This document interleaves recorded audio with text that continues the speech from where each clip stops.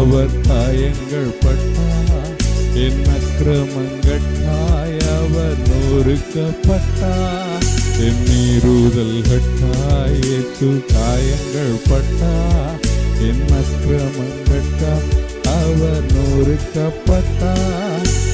எனக்காகவே அடிகள் பட்டார், என்னை உயர்த்த தன்னை தாழ்த்தினார். எனக்காகவே அடிகள் பட்டார், என்னை உயர்த்த தன்னை தாழ்த்தினார். என்னை உயர்த்த தன்னை தாழ்த்தினார். இயேசு கிறிஸ்துவின் அன்பு என்றும் மாறாதது. இயேசு கிறிஸ்துவின் மாறா கிருபை என்றும். நம் இயேசு கிறிஸ்துவின் மாறா கிருபை என்றும் குறையாதது. இயேசு கிறிஸ்துவின் அன்பு. நீடிய பொறுமை என்ன சொல்லுங்க? நீடிய பொறுமை. பரிசுத்தாவினால் ஆவியின் கனியில உண்டு நீடிய பொறுமை. Praise God. சிலர் உங்களை காரணம் இல்லாமல் கோபப்படுத்தும் போது, when somebody provocate you, உங்களை காரணம் இல்லாமல் கோபப்படுத்தும் போது அந்த இடத்திலேயும் நீங்க முறுமுறுக்காம சண்டை போடாம பொறுமையாய் இருப்பதைத்தான் ஸ்தோத்திரம் லாங் சஃபரிங் என்று சொல்லலாம். அல்லேலூயா. யோபுனுடைய சகோதரர்கள், நண்பர்கள், அவன் கட்டின மனைவி கஷ்டமான சூழ்நிலையில் யோபுக்கு விரோதமான வார்த்தைகளை அள்ளிவிட்டார்கள். இருக்கிறதை விட சாவு என்று சொல்லி ஒய்ஃப் சொன்னான்.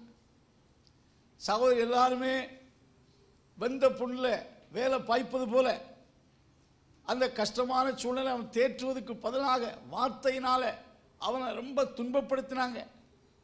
உன் பாவத்தினால் தான் இது உனக்கு வந்துட்டு என்று அவனுக்கு விரோதமாக ஈட்டிகளை போன்ற வார்த்தைகளை பயன்படுத்தினாங்க. அப்படிப்பட்ட சூழ்நிலையிலும் யோபு அமைதலாக இருந்தான். அல்லேலூயா. தனக்கு விரோதமாய் பேசினவர்களுக்கு எதிராக அவன் எந்த ஸ்டேட்மெண்டை சொல்லவில்லை. தேவனை குறித்தும் அவன் முறுமுறுக்கவில்லை. அந்த இடத்திலே அதைத்தான் யாக்கோபு சொல்றாரு, பொறுமை உள்ளவர்கள் பாக்கியவான்கள் என்று சொல்லுகிறோமே. யோபனுடைய பொறுமையும் கர்த்தர் அவனுக்காக செய்த செயலின் முடிவையும் கண்டிருக்கிறோமே என்று சொல்வதை பார்க்கிறோம். நீடிய பொறுமை அதெல்லாம் நமக்கு தேவை. அல்லேலூயா. அநேக பொறுமை இன்மையினாலே தான் அநேகர் குறைவுபட்டிருக்கிறோம். நான் ஒரு சகோதரனை அடிக்கடி சொல்லியிருக்கிறேன். அவர் பயங்கரமான முற்கோபி. எந்த இடத்துல வேலைக்கு போனாலும் 6 மாதத்துக்கு மேலே என்ன செய்யாது. ஏன் அப்புறம் வேலையில்லைன்னு சொல்லி ஜெபம் பண்ணி வேலை கொடுப்பார். அங்கே வேலை போகும்போது வேலைக்கு போகிற இடத்துல ஏதாவது பிரச்சனை வரும்போது ஒன்று அடித்துடுவார், இல்லை ஏதாவது வார்த்தைகளை பேசி விடுவார். உடனே அவரை அங்கிருந்து அகற்றி விடுவார்கள். ஸோ தன் முற்கோபத்தினாலே அவர் பல வேலைகளை இழந்த அனுபவம் எனக்கு தெரியும். அல்லேலூயா. ஸ்தோத்திரம். அடுத்த வாசியம் தயவு. என்ன சொல்லுங்க? தயவு என்பது ஒரு சாஃப்ட் நேச்சர்.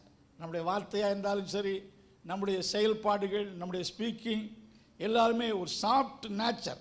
அதுக்கு ஒரு விளக்கம் சொல்லுகிறார், refine in characters and contact. எந்த நிலையிலும் ஒரு சாஃப்ட்னஸ் நமக்கு தேவையா இருக்கிறது. அல்லேலூயா. அல்லேலூயா. ஸ்தோத்திரம். 6வது நற்குணம். ஆவியானவர் வாசம் செய்கிறவர்கள் நல்ல மனிதர்களாக இருப்பார்கள்.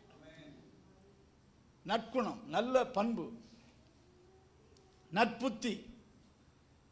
அவனவன் தன் தன் புத்திக்கு தக்கதாக என்ன செய்வான். சில எவ்வளோ நல்லா புத்தி நல்லா இல்லை, நற்புத்தி இல்லை, நல்ல பண்புகள் இருக்கணும், நல்ல கேரக்டர்ஸ் இருக்கணும். அல்லேலூயா.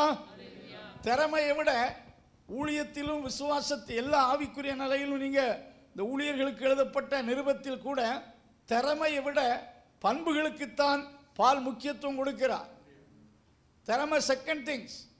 ஹல்லேலூயா. பண்புகள் தான் முதலாவது குறிப்பிடுகிறார்.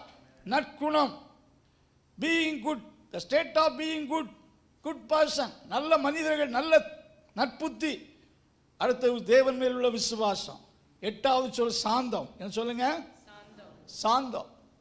சாந்தத்தை குறித்து பார்க்கும்போது being balanced in tempers, passion and patient in suffering without feeling a spirit of revenge.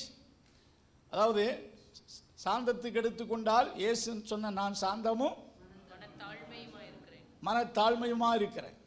பழைய ஏற்பாட்டில் மோசஸை குறித்து சொல்லும்போது அவனுடைய சகோதரி ஸ்தோத்திரம் எத்தியோப்பிய பெண்ணை திருமணம் செய்த நிமித்தம் மோசேக்கு விரோதமாக முறுமுறுத்து பேசினாங்க.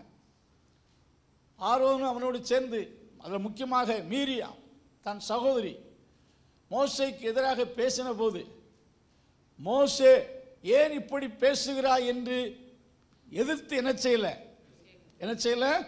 நீங்கள் அதை மோசே எண்ணாகம புஸ்தகம் 12ஆம் அதிகாரத்தில் பார்க்கும்போது ஆண்டவர் அந்த இடத்தில் தான் மோசேயின் சாந்த குணத்தை குறித்து சாட்சி கொடுக்கிறார். வாசிங்க. எண்ணாகமும் 21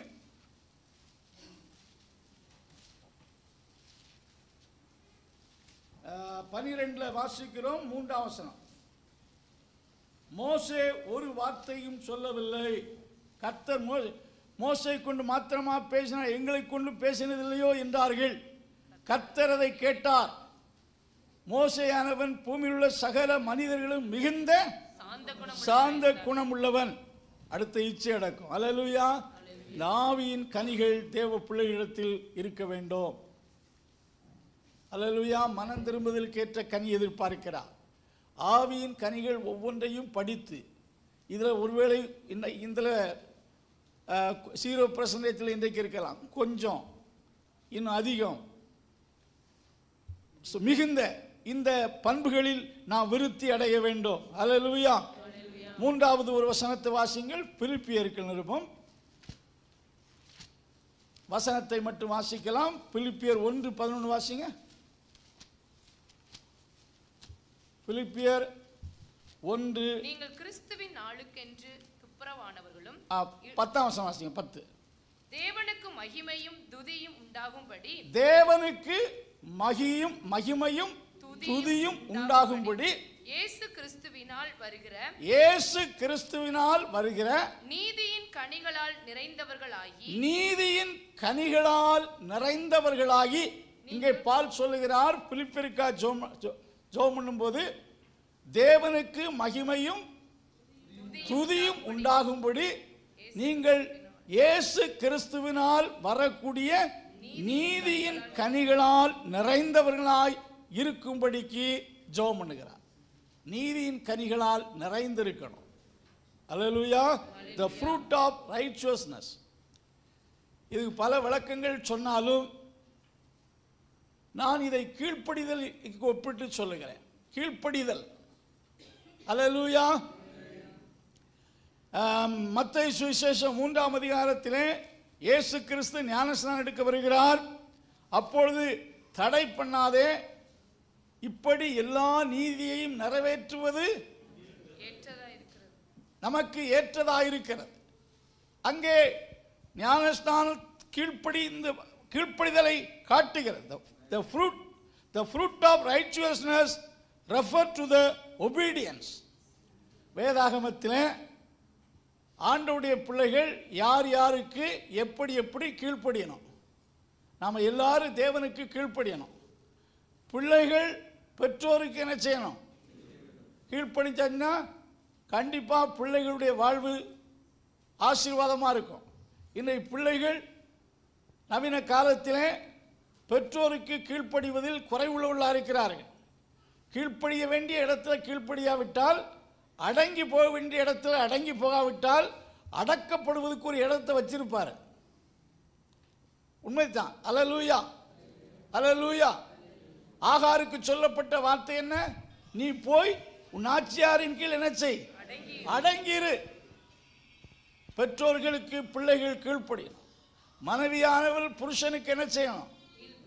வேலைக்காரர்கள் எஜமான்களுக்கு தாங்கள் வேலை செய்யக்கூடிய இடங்கள் என்ன செய்யணும்? கீழ்ப்படியணும். அல்லேலூயா, அல்லேலூயா. இளைஞர்கள் மூப்பருக்கு என்ன செய்யணும்? கீழ்ப்படியணும். ஒருவருக்கு ஒருவர் கீழ்ப்படியணும். எங்க கீழ்ப்படிதல் இருக்கிறதோ அங்க பிரச்சனை கிடையாது, அங்க ஆசீர்வாதம் ஆண்டவர் தருகிறார். அல்லேலூயா. இயேசு கிறிஸ்து வானத்தையும் பூமியும் படைத்த ஆண்டவர் ஒரு மரியாளுக்கும் ஒரு ஜோசப்புக்கும் கீழ்ப்பட்டிருந்தார். நான் தேவகுமாரன் தான். ஆனாலும் ஸ்தோத்திரம், அவர் பிதா குறித்த காலம் வரைக்கும் அவர் கீழ்ப்படிந்திருந்தார். கீழ்ப்படிதல். இயேசு கிறிஸ்து பெற்றோருக்கு கீழ்ப்படிந்திருந்தார், பிதாவுக்கு கீழ்ப்படிந்திருந்தார், கீழ்ப்படிதலை கற்றுக்கொண்டார், மரண வரைக்கும் கீழ்ப்படிந்தவராகி. அதனால கீழ்ப்படிதல் என்னும் கனி நீதியின் கனி.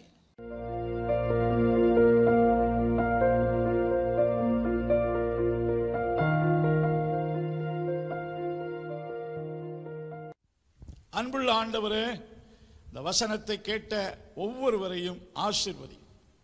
நல்ல ஆலோசனைக்கு கீழ்ப்படுகிறவர்களாக உம்முடைய அதிசயமான செயல்களை உணர்ந்து உம்மை துதிக்க உதவி செய். தேவ கிருபை வசனத்தை கேட்ட யாவரையும் ஆசீர்வதிக்க ஜெபிக்கிறோம். இயேசுவின் நாமத்தில் ஜெபங்கள் நல்ல பிதாவே, ஆமென்.